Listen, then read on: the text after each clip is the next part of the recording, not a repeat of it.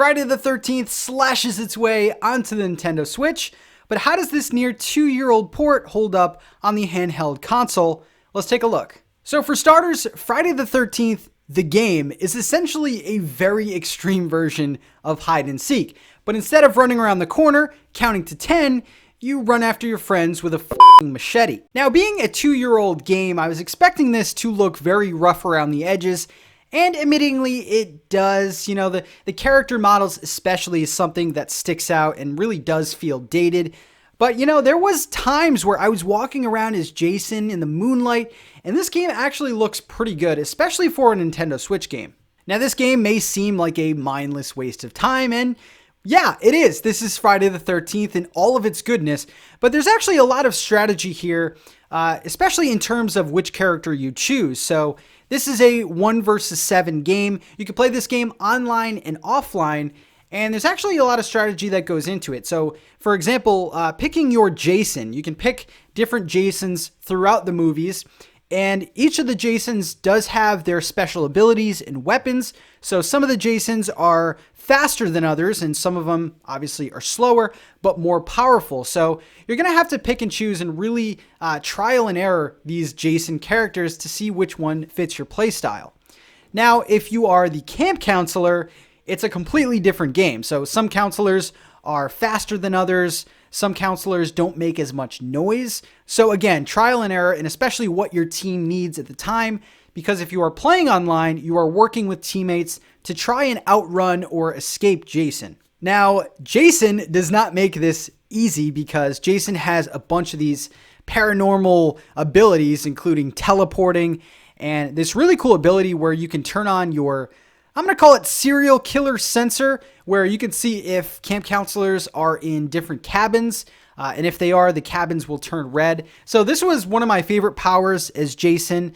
And this may all seem a little bit overpowered and cheap, but there are a lot of drawbacks to being Jason.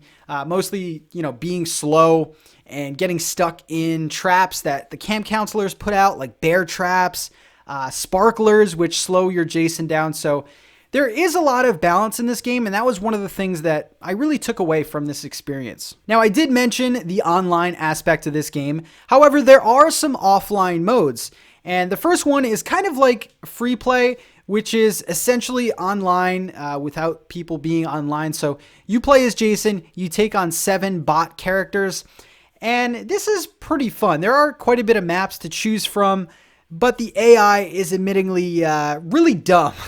So they run into walls, they don't really work together, and you kind of lose that teamwork aspect if you are playing online. But it's nice to know that this game can be played even if you don't have a wireless connection for some reason, or you just don't have friends to play with. Now, there's another offline mode called the challenge mode, which kind of mimics the different iconic scenes in the Friday the 13th films. And this is the one that I really did enjoy. So you'll play these mini kind of bite-sized stories where you'll have to kill these camp counselors in very specific ways. Now, I really like this one because you'll be playing these challenge levels over and over because you have to get these kills just right. So, for example, you'll be sneaking around until the camp counselor goes in front of a generator, and then you'll kick the camp counselor into the generator, making them, electrocute to death. The deaths in here are very, very entertaining in a very sick way, but they definitely kept me playing. Now, although the offline modes kept me busy for quite a while, I will say that this game lives and dies by the online mode. And if you guys do have some other versions of this game, you'll know that this game, doesn't really have a lot of loyal players, and sometimes it can take up to 1 to 2 minutes to find a match. I'm talking about the PS4 version. So this might be a game to get at launch just because it'll probably be the most enjoyable when everyone has the game and it's new and exciting. So I definitely recommend getting this game sooner rather than later. So this game does release for $39.99, and oddly enough, that's the same price digitally and physically. So kind of a cool surprise that it does come out physically for the Nintendo Switch. I think it also comes with a limited edition poster. So for all you physical collectors, this one definitely, could be worth checking out.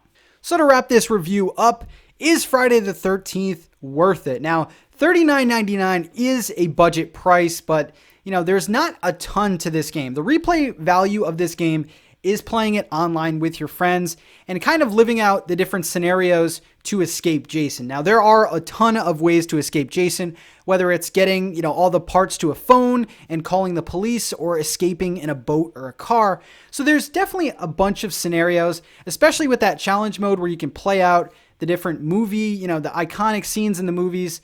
There is quite a bit to do in this game. However, at the end of the day, it is a very shallow experience. So this one might be worth a wait until it goes possibly on sale. But there you go, guys. That is my review of Friday the 13th for the Nintendo Switch. Let me know if you guys will be picking this game up, and I will see you in the next video. Peace out.